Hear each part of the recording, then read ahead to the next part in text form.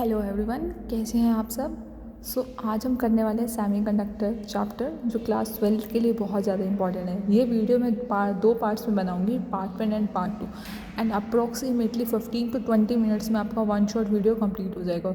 So let's start without wasting any time. सबसे पहले, जैसा कि मैंने कल प्रीवियस वीडियो में भी समझाया था, तो हमें सबसे पहले सेमीकंडक्टर से पहले तीनों टर्म्स का डिफरेंस पता होना बहुत ज़रूरी है। That is your conductor, semiconductor and insulator. तो सबसे पहले, जैसा कि मैंने आपको बताया कि कंडक्टर क्या करते हैं, करंट को कंडक्ट करते हैं, इंसुलेटर नहीं करते। सेमीकंडक्टर क्या है, करते हैं और नहीं भी करते, इससे कम करते हैं, इससे ज़्यादा करते हैं। इसके पास क्या है, बैलेंस इलेक्ट्रॉन्स होते हैं आउटर मोस्ट शेल में। इसके पास का, जैसे कि अगर हम बात करें नियॉन की, तो नियॉन के केस में क्या होता है, अगर हम इलेक्ट्रॉनिक कॉन्फ़िगरेशन दें 2 8, जो इसका आउटर मोस्ट शेल होता है वो क्या होता है, कंप्लीट होता है। अगर हम बात करें सिलिकॉन की, सिलिकॉन 2 8 4, तो यहाँ पर क्या होता है, आपके 4 वैलेंस इलेक्ट्रॉन। ये क्या बनाते हैं, मेटालिक बॉन्ड। ये क्या बनाते हैं, आयनिक बॉन्ड। ये क्या बनाते हैं, कोवलेंट बॉन्ड। कोवलेंट बॉन्ड का मतलब है म्यूचुअल शेयरिंग। इसके बाद रेजिस्टेंस क्या होता है, स्मॉल, रेजिस्टेंस बहुत ज़्यादा, ये मीडियोकर। यहाँ पर पॉजिटिव टेम्परेचर कोफिशिएंट की वैल्यू, यहाँ पर नेगेटिव, यहाँ पे नेगेटिव।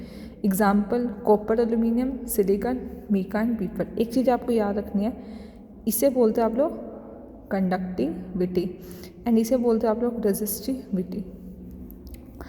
तो कंडक्टिविटी नाम से पता लग रहा है किसी भी सब्सटेंस की एबिलिटी कि वो कितना करंट अपने थ्रू जाने दे रही है, और रेजिस्टिविटी का मतलब है कि वो कितना करंट रोक पा रही है। ठीक है, और एक चीज़ याद रखना, conductivity is inversely proportional to resistivity.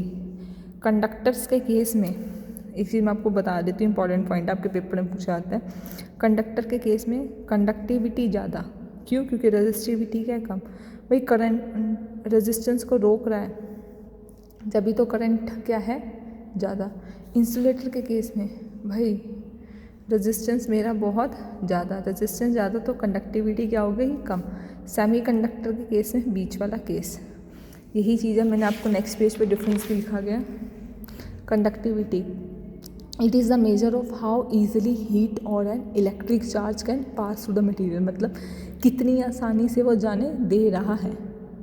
Resistivity के केस में क्या है कि कितना करंट वो रोक पा रहा है। अपोजिशन का मतलब है बैरियर का काम कर रहा है।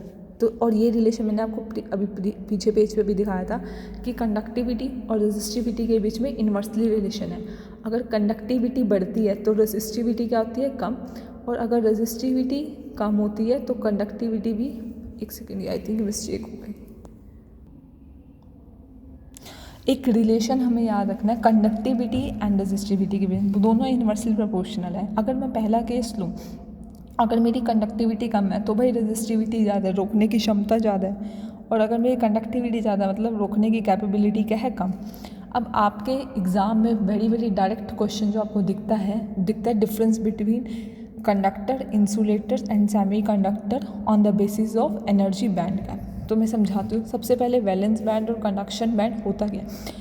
वैलेंस बैंड का मतलब होता है the energy band which includes the energy level of valence electron. Simple सी बात है, अगर हिंदी में एक्सप्लेन करा जाए तो कितने नंबर ऑफ इलेक्ट्रॉन्स आपके प्रेजेंट होते हैं वैलेंस बैंड में, उसके कॉरस्पॉन्डिंग जो एनर्जी होती है उसे बोलते हैं वैलेंस बैंड। और जो कंडक्शन बैंड क्या होता है, ये हमारा होता है वैलेंस बैंड, ठीक है, एंड ये क्या होता है हमारा कंडक्शन बैंड। तो इसके वैलेंस बैंड के जो ऊपर होता है उसे क्या बोलते हैं आप लोग, कंडक्शन बैंड। अब एक चीज़ जो मैं समझाना चाहूँगी, डायग्राम बड़े ध्यान से समझना। देखो ये क्या हो गया आपका वैलेंस बैंड, ये क्या हो गया कंडक्शन बैंड।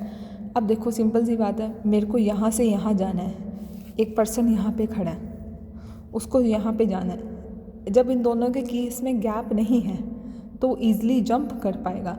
अब इंसुलेटर के केस में देखो, एक यहाँ पर गैप बहुत ज़्यादा है, तो इलेक्ट्रॉन्स जंप नहीं कर पाते और सारे के सारे इलेक्ट्रॉन्स बैलेंस बैंड में रहते हैं। यहाँ पर क्या है, सेमीकंडक्टर के केस में कुछ इलेक्ट्रॉन्स मेरे वैलेंस बैंड से कंडक्शन बैंड में चले जाते हैं।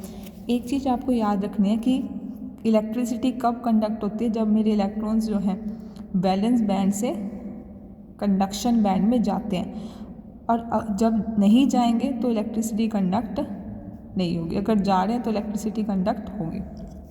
पहले केस में देखो, एक एग्जांपल लो, एक स्टूडेंट यहाँ बैठा फर्स्ट क्लास में, यहाँ पर फर्स्ट सीट पे, और दूसरा स्टूडेंट सेकंड सीट पे, ईजिली चला जाएगा। एक स्टूडेंट फर्स्ट सीट पे और दूसरा स्टूडेंट 100 सीट पे, जंप नहीं कर पाएगा। तो इंसुलेटर के केस में इलेक्ट्रॉन्स जंप नहीं कर पाते, तो इसीलिए इलेक्ट्रिसिटी कंडक्ट नहीं होती। कंडक्टिविटी क्या होती है इनकी, नेग्लिजिबल। यहाँ पर कुछ इलेक्ट्रॉन्स चले जाते हैं, कुछ इलेक्ट्रॉन्स नहीं जाते। अब देखो आपका जो नेक्स्ट क्वेश्चन है, नेक्स्ट आपका आ गया एनर्जी बैंड गैप। ये क्या होता है, द मिनिमम एनर्जी रिक्वायर्ड। भाई देखो सिंपल सी बात है, आपको इलेक्ट्रॉन यहाँ से यहाँ शिफ्ट करना है तो कुछ एनर्जी चाहिए होगी, तो जो आप मिनिमम एनर्जी होगी, कम से कम एफर्ट्स में आपका ज़्यादा से ज़्यादा रिजल्ट आ रहा है, तो उसी को बोलते हैं आप लोग एनर्जी बैंड गैप।